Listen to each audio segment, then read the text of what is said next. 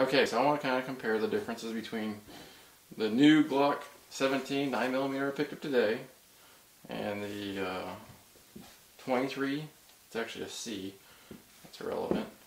And then I have two XDMs. One's a 9, one's a 40.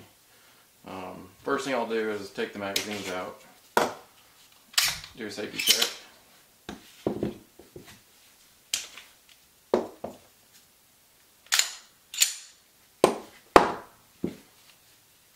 Some of these are loaded.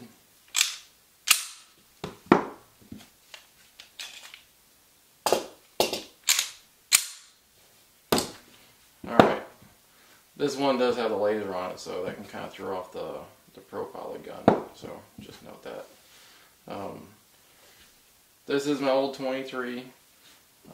This is the 17 I picked up today. As you can see, there's a noticeable difference in the size. I do have the aftermarket sights on it, but you have to ignore that. I believe it's about an inch longer on the 17. The coating or the finish on this slide looks a lot different. It's actually slipperier on this new one than it is on the older gen. I don't even know what gen this is. It's 2000 model, something around that range, or 98. It's pretty old. The grip is definitely a lot longer and a lot thicker, as you can see looking at this. Now keep in mind that the bigger gun, the 17, is a 9mm, and this other 23 is a 40 cal. But the magazine wells are shaped a little bit differently, and I'm sure that's because this the grip is actually longer and it flares out right here, as opposed to this one. It's got a sharp flare. It's just shaped differently. So it's definitely a bigger gun.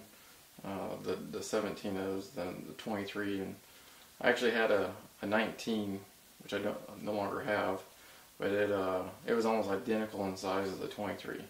So I'd say this is a fair comparison between the two, even though the caliber is different. And so that's the Glocks.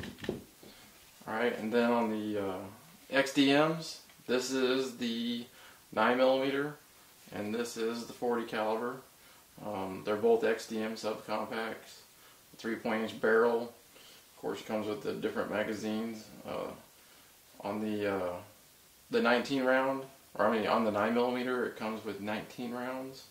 On the 40, it comes with a 16 round magazine, I believe. Fair check that. I actually just bought it and not quite sure. Yes, it's 16 rounds for the 40 on the XDM. So, in fact, if you take and put one of these magazines, so this is a 40, take it and compare it, that's actually a very large grip. It's actually even a little bit longer than the Glock. Barely, just by a fraction, by a little bit longer than the 17, I should say. When you compare it to the 23, the 23 is actually about as short as the subcompact is with the 13 round. Oh, actually, this is 9mm. These are actually very, very close to being the same. So while Springfield calls this a subcompact, the version Glock makes of a subcompact is smaller than this. This is actually about the size of the compact. The barrel is, of course, a little bit shorter, but I'm saying not even an inch. It's very, very minuscule. But the grip itself is just about the same size as the compact on the Glock. You kind of get an idea right there. I mean, it's very, very close. Very close.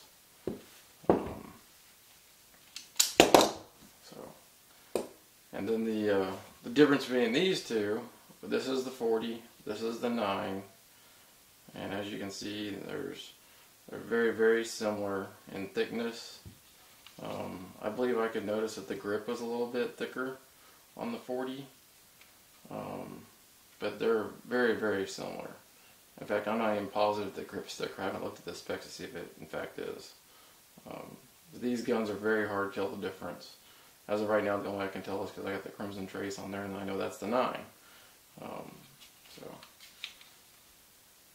But I think that's a decent comparison in size to kind of show you and illustrate the differences between the Glocks and the Springfields, and the Glock compact and the Glock full size. So that's it. Thank you for watching.